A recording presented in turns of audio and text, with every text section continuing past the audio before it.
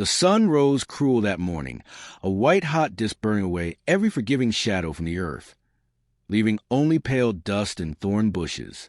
A single breeze wandered across the plains but carried no kindness in its touch, only heat and the smell of sweat and dry hay.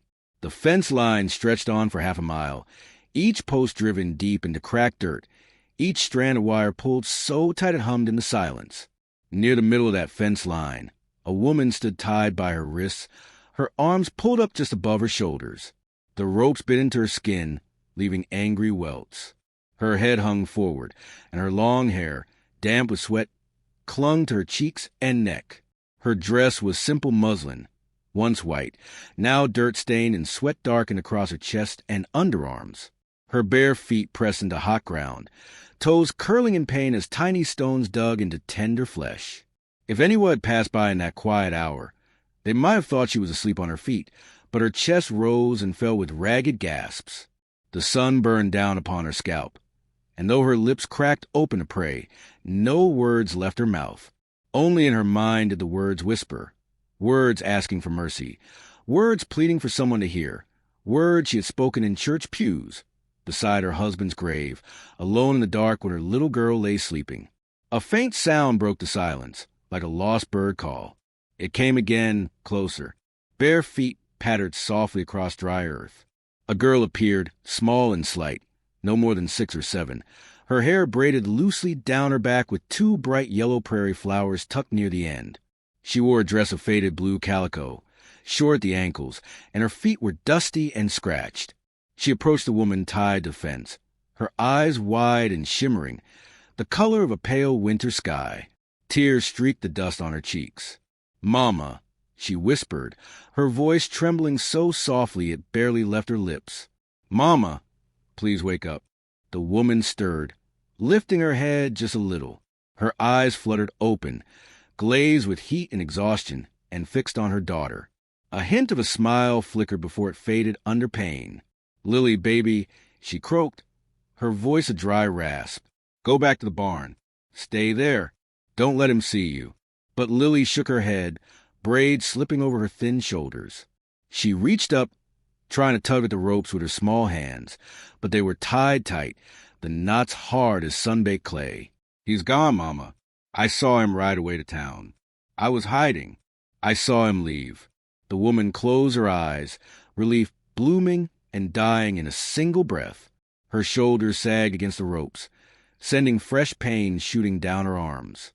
Her knees buckled, but the ropes held her up. She swallowed, trying to summon spit to speak. "Listen to me, Lily," she whispered. "You go to the Miller Ranch. Tell them what he did. Tell them your mama needs help." But Lily shook her head again, a tear dropping onto her bare foot. "I can't leave you, Mama. I won't leave you here." The woman's heart cracked deeper than the sun-cracked earth. She remembered the last time she saw her husband alive, riding out at dawn to move cattle. He'd turned in the saddle to wink at her, his brown eyes crinkled with sleep and love. Later they brought him home, crushed under a spooked steer's hooves, his chest caving like a stomped basket. Since then, it had been just her and Lily, surviving on laundry work and mending harnesses for the ranchers. She kept her head down. She wore old dresses to hide the shape of her body. But no amount of humility could hide beauty under prairie sky, and it drew men's eyes like water draws thirsty flies. A shadow fell across them then. Lily spun around with a tiny gasp. A man stood a few paces away. He was tall, with dusty boots and trousers tucked into them, a worn shirt rolled at the sleeves revealing thick brown forearms, and suspenders that hung loose over his hips. His hair was dark and curled at the nape, a wide-brimmed hat casting his eyes into shadow. In one hand he held a coil of hemp rope, in the other a bridle and bit. For a long moment he didn't speak. His gaze traveled from the child's tear-streaked face to the woman tied to the fence. When he finally spoke, his voice was deep but soft, like earth under moss. "What in God's name happened here?" Lily didn't answer. She just looked at him, her chest trembling with each shallow breath. The man stepped forward slowly, unhooking a knife from his belt. The blade caught the sun, flashing silver. Lily flinched, pressing herself against her mother's leg. "Easy, little one," he said. kneeling in the dust. I ain't gonna hurt you nor your mama. He reached up and began sawing through the rope. It was thick, old ranch rope, coarse with hay chaff woven in. The fibers gave way reluctantly, one by one. As he cut, he spoke in a quiet voice meant only for them. Name's Caleb Dunn. I trade horses out of Willow Creek. Passed by your barn thinking to ask if you had tack for sale. Didn't expect to find this here. The rope snapped, and the woman's arms fell forward. Caleb caught her before she crumpled to the dirt, lifting her gently into his arms. She weighed near nothing, her body starved and sweat-slicked, her head lolled against his shoulder, eyes closed, lips parting with a sigh of pain. Lily clung to his trousers as he carried her mother towards his wagon parked under the cottonwoods. The wagon bed was lined with horse blankets and sacks of feed. He laid her down gently, propping her head with a folded saddle blanket. Then he reached for his canteen, unscrewing the cap and tipping it to her lips. Water spilled down her chin, but she drank in small, desperate gulps. Her eyes flickered open, fixing on his face. "Thank you," she whispered, though the words came out broken. Caleb nodded, replacing the cap on the canteen. He didn't say anything for a while. Instead, he turned and rummaged in a crate until he found a piece of hard bread. He broke it in half, giving a piece to Lily, who gnawed it silently, her eyes never leaving her mother's face. Finally, he spoke, his voice low and rumbling like distant thunder. "Who did this to you?" The woman swallowed, her cracked lips pressing together. Her eyes darted away. She knew saying his name would bring more ruin. But Lily spoke before she could stop her. "It was Mr. Rigg," said the girl, her voice trembling with fear and rage. He said Mama owed him for the hay. He said she should be grateful. He didn't tie me up too." Caleb's jaw tightened. His eyes darkened, and for a brief moment, the calm in him vanished like shade under noon sun. Then he took a deep breath, and it returned. He stood, his shadow falling across them both.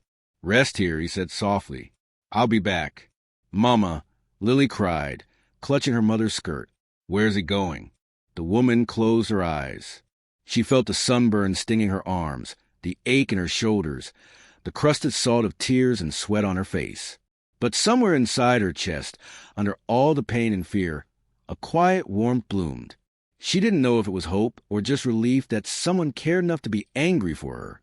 Caleb walked back across the yard, his boots crunching on grit and straw. He picked up the bridle and rope he dropped. Then he swung up onto his horse, a thick-necked roan gelding with a white blaze down its face. He turned in the saddle, looking back at them. His eyes met hers, and she saw there something she hadn't seen in a long time, a silent promise, spoken without words. He touched his hat brim to her, then turned his horse toward the road and kicked it into a trot. Dust rose behind him, curling and twisting in the harsh sunlight like the ghosts of everything she'd lost. Lily climbed up onto the wagon seat, tucking herself close against her mother's side. She pressed her tiny cheek to her mother's arm, feeling the warmth of her skin, the tremble of exhaustion still running through her. Tears slid down her face, but she smiled too, because she believed in heroes, and that man looked like one. "Mama," she whispered, "he's coming back." "I know it." The woman opened her eyes again, turning them to the white blaze of the sky. The sun still burned mercilessly above, but it felt a little less cruel now. She let out a shuddering sigh, feeling her daughter's small hand holding hers, feeling the slow, steady beat of hope inside her chest. In the distance, the sound of horse hooves faded towards Willow Creek. The cottonwoods whispered overhead, their leaves trembling in the hot breeze. Somewhere far away, thunder rolled across the plains, promising rain. She closed her eyes, letting the warmth of her daughter beside her ease the shaking in her bones. Maybe tomorrow would be the same as today. Maybe worse. But maybe, just maybe, there was a man out there who wouldn't walk away, no matter how cruel the world became. And in that small, fragile hope, tied with fraying rope to her faith, she drifted into a quiet, trembling sleep, the last thing she felt being her daughter's tiny thumb stroking the back of her sunburned hand. Sometimes the world ties you to its cruelties, leaving you to burn. But somewhere out there, someone carries the kindness to cut you free. And if you listen close, You'll hear them coming just over the dusty ridge. Friend, if this story touched something quiet in your heart, like, comment, and subscribe. Tell me, from where in this wide, wild world are you listening tonight?